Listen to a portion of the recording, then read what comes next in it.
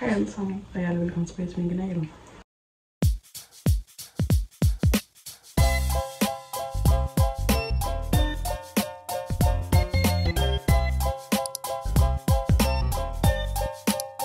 Jeg har ikke postet på YouTube i lidt over 2 år, og det har jeg faktisk lidt dårligt med.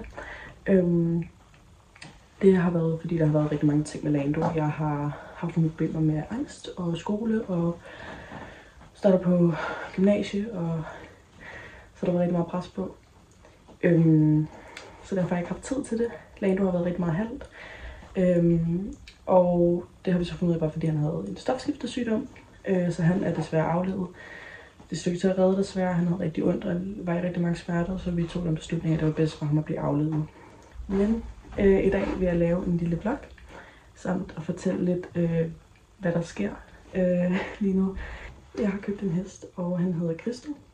Jeg bliver bare kendt Christo. Det er Lauras gamle hest. Jeg giver hende lige lidt shout-out. Gå ind og følge hende på Instagram. Hun har også en YouTube-kanal, så jeg skal få shout-out her. Hvis I vil se lidt mere til Chrissa, skal I gå derind. Chrissa er en springhest, og han er 15 år gammel. Så ja, han er en meget høj hest. Han er 1,76, så han er meget høj. Der står 1,74 i hans pas, men han er højere. Jeg vil skyde på 1,76. Så ja, i dag vil jeg lave en lille vlog i stallen. Så velkommen til. Jeg er hjemme lige nu, og jeg er ved at gøre mig klar. Det er pisse koldt udenfor. Det er jo blevet vinter, så det er mega koldt. Mega nederen. Jeg købte Christo. Jeg fik ham hjem den 17. oktober. Ja, den 17. oktober. Så jeg har haft ham i lidt over en måned. Og vi skal starte vores første springstævne her den 14. december. Så det glæder vi os rigtig, rigtig meget til. Jeg er meget spændt. Også lidt nervøs. Vi har ikke haft problemer sådan, til undervisning eller noget. Men nu har jeg jo ikke sprunget stævne i mange år. Jeg har slet ikke startet springstævne på Lando. Det var startet 1, men vi kom slet ikke over det eneste spring på banen. Så det var lidt øv, må jeg være ærlig om. Så jeg er en smule nervøs. Men Christo er bare en rigtig god mand, og han springer alt. Så i hvert fald til træning. Så jeg håber på, at vi får et godt stævne. Jeg tror også kun, vi starter 80-90 eller 70 og 80. Jeg er ikke helt sikker på det endnu. Men ja, jeg går også bare efter at få en god tur. Chrissa har startet, jeg tror han har startet omkring 1,75. Wow. Nej, jeg tror at Chrissa har startet omkring 1,45. Men det er mange år siden, altså rigtig mange år siden. Med Laura tror jeg han har sprunget max 1,30 eller sådan noget. Jeg er ikke helt sikker, men det er ikke planen, jeg skal så højt op på ham. Planen er bare, at han skal lære mig lidt inden for springningen, og så skal jeg købe en ung hest. Beholder Christo til, at han ikke kan mere. Og ja, forhåbentlig, det er naturligt årsager, men han bliver i hvert fald hos mig forever. Men nu er jeg ved at være klar til at tage i stallen. Jeg har ikke noget makeup på, jeg magtede ikke lige i dag, så det må jeg lige bære over med. Men lad os gå i stallen. Wow. En tur. Jeg havde herude. Det var voldsomt koldt. Men jeg er landet i stallen. Så det var virkelig koldt. Jeg nåede lige at køre forbi Circle K og købe en sandwich på vejen ud. Så jeg tror lige, jeg vil sætte mig og spise den og få lidt frokost.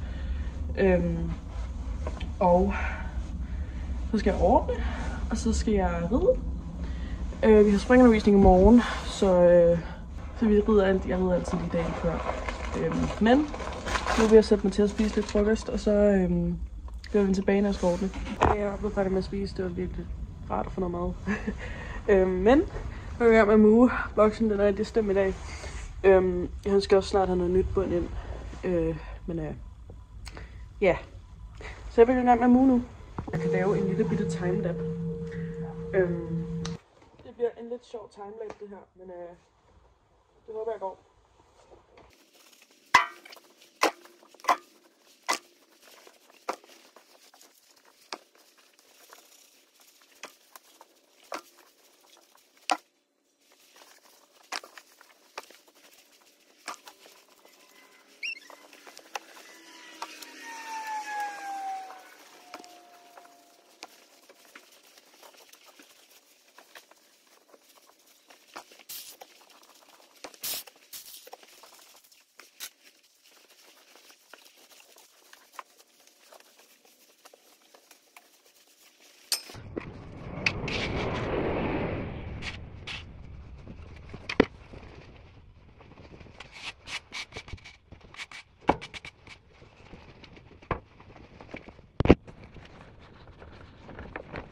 boksen var faktisk overhovedet ikke særlig slem. Men den er modet nu.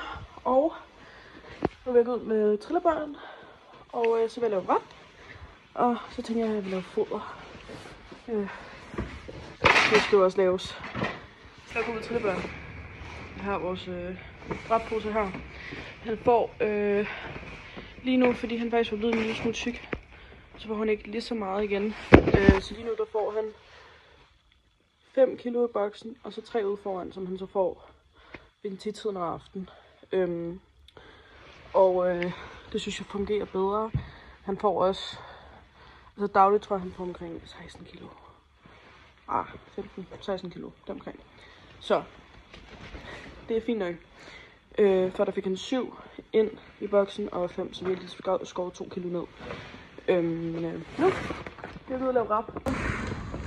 Jeg er kommet ind her, hvor vi skal have taget rappen. Det er sådan en kæmpe lade, vi har. Kom en rap. En lille sej transition her. Så.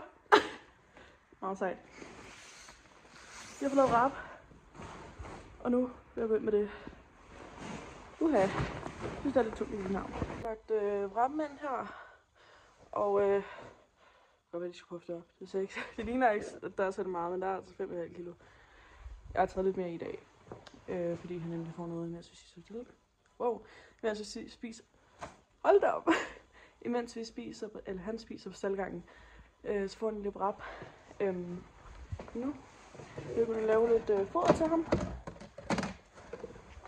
Det vil jeg gøre nu. Jeg skal vise, hvad det er, han får af foder.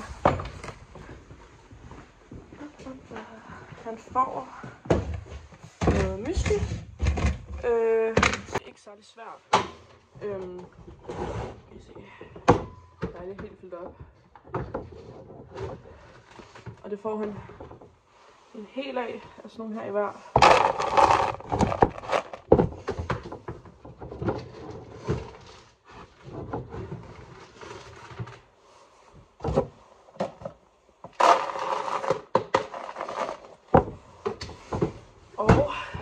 Får han normalt vil vi give ham sådan noget, ikke lucerne, men det ligner lidt lucerne, det er sådan noget for tykketid. Men det vi har nu, tror jeg faktisk er ved at blive for gammelt, så det vil jeg ikke give ham. Han får så Nova Flexibility Plus, som Lando også fik. Og det er godt for deres muskler, især nu hvor han er en lidt ældre herre. Så nu får han næsten 2 hele. Lidt under 2 hele. Får vi aften.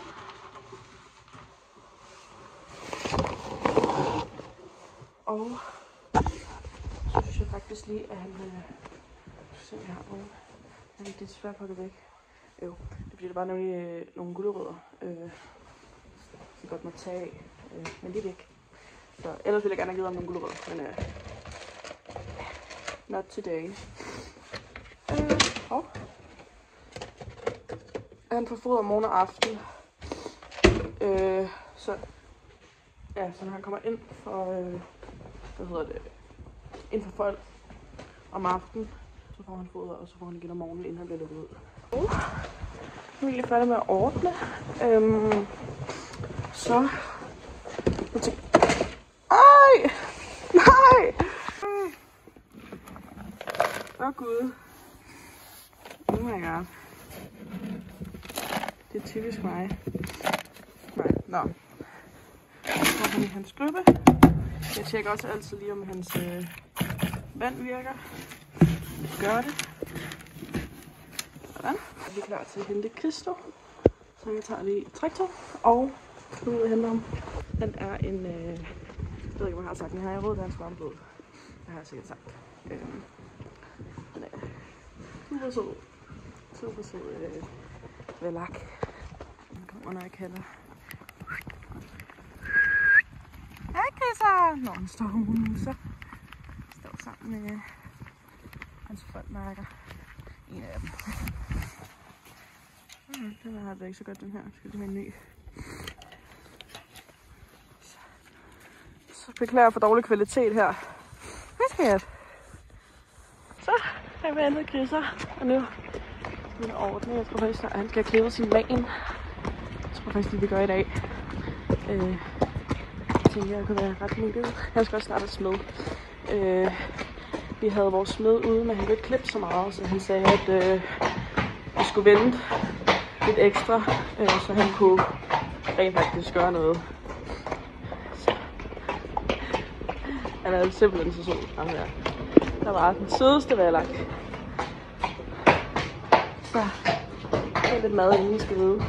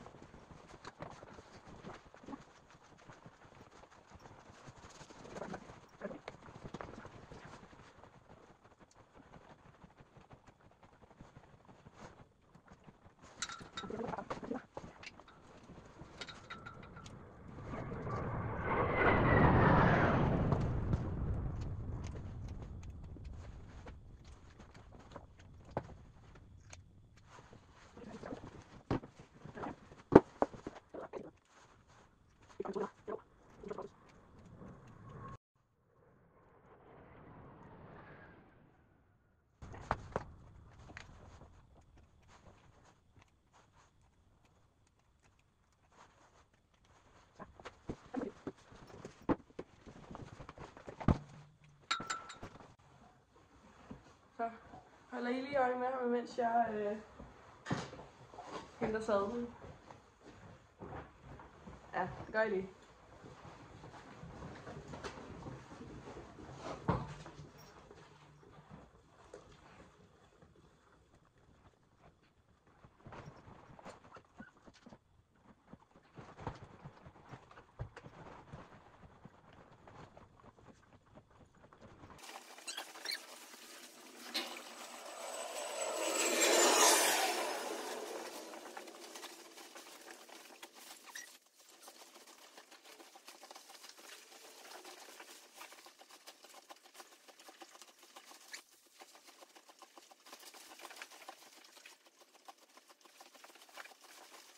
Jeg har dekoreret min hjelm her, fordi nu skal vi til julestævner.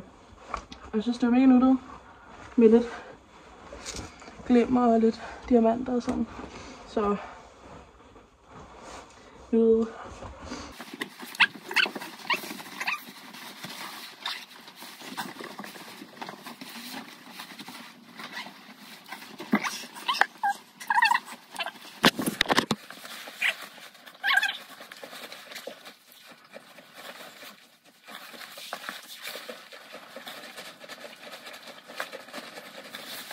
Nogle sjove vinkler I får, venner, men det må I lige have over med.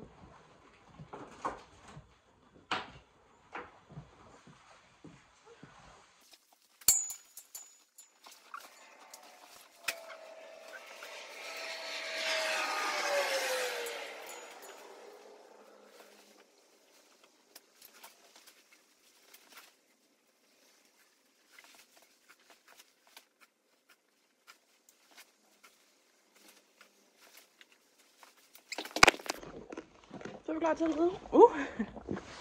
Så er vi klar til at ride. Kom.